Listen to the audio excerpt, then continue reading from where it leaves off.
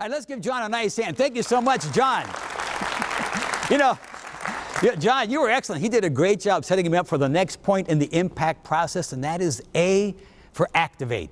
You've got to activate your receiver, and you've got to stay activated. And John, you were perfect. I couldn't have planned it any better. So I want to talk a little bit about interpersonal communications right now before we go into how to activate the receiver. We spend a lot of time communicating, and I think the greatest skill we have as a leader is how we build those relationships. And you know what? You build them by being a good listener. There are two types of listening. There's active listening and there's passive listening. Let me give you a couple examples and you tell me if it's an active or a passive listener. You walk into the office, you see a friend, you yell across the room, "Good morning," and they yell back, "Fine, thank you." You're laughing. You've probably done this, yeah. Active or passive? Passive. Exactly. Here's another example. This happened a few years ago. I love my coffee. So I go out in the afternoon, if I get a chance, I grab a cup of coffee and one of those pies. So I went to a fast food restaurant. I walk in, I say, "Hey, can I have a cup of coffee and a pie?" And the server says, "Would you like any dessert today?" And I'm thinking to myself, I just ordered dessert, but you know, I'm not a shy person, so I say, "Hey, excuse me, can I ask you a quick question?" Little Columbo technique with the eye, yeah. And he says, "What's that?" I said, "Well, I just ordered dessert. Why did you ask me if I'd want dessert?" And he said, "Oh my gosh, I'm so sorry. We just came back from the Push to Dessert seminar, and they said after every order, be sure to ask, would you want dessert?" Active or passive? Passive. Yeah. See, it's tough to be a good listener today. And I'll tell you why. There's two reasons it's very difficult to be a good listener. Number one is because most people have not had any listening skills training. When I travel the country speaking and training, I always ask my audiences a simple question. How many of you have had some kind of listening skills training? So I'm just curious, if you had a formal 2-hour workshop, just raise your hand if you had that. Yeah, look around the room. Usually I get about 15 to 20% of the audience that says they've had listening skills training.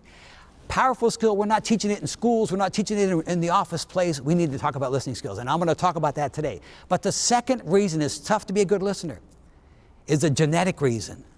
There's a gap, not between your ears, right? There's a gap between how fast people can talk and how fast people can think. I call this the genetic attention prohibitor.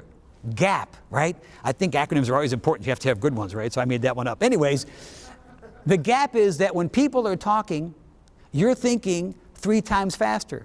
So for example, someone's talking to you, beep, your brain's going like this, beep, beep, beep. They're talking, beep, your brain's going beep, beep, beep. Your brain's clicking 3 times faster. If you don't focus and use those extra beeps, guess what?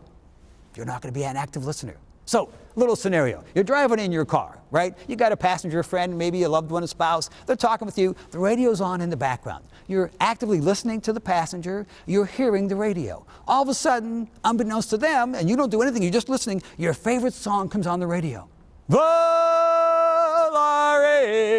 whoa.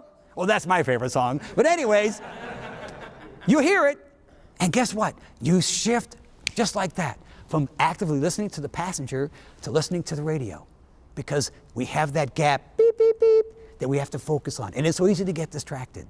So I want to talk today about how we can be a more active listener. I also want to talk today about how do we remove some of the roadblocks.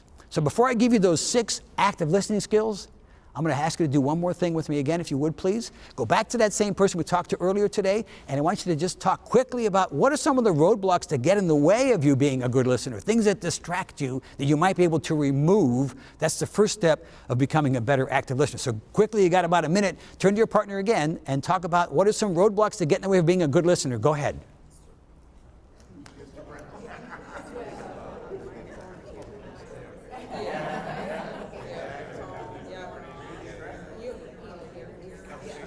All right, so thank you very much. Anybody want to give me one example of what might be a good roadblock that gets in the way of you being a good listener? Anybody? Just shout it out. Pardon me? Technology. Technology, excellent. My to-do list. To-do lists. What else? Anything else that gets in the way? Lack of sleep. A lack of sleep. You know what? Physically, it can be an inhibitor to us being good listeners. And the final thing that gets in the way? You get in the way. So let's talk about what you can do to be a more effective listener. Here's the first thing.